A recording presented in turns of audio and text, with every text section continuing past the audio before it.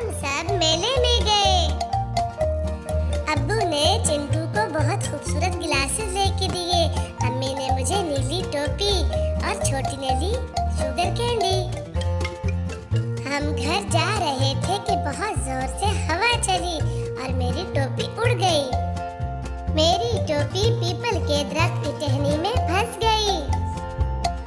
मैं बहुत रोया और खाना भी नहीं खाया। रात को जब चांद निकला तो उसने बूढ़े पीपल के दरख्त पे मेरी टोपी देखी। उसने मेरी टोपी पहनकर चेक की।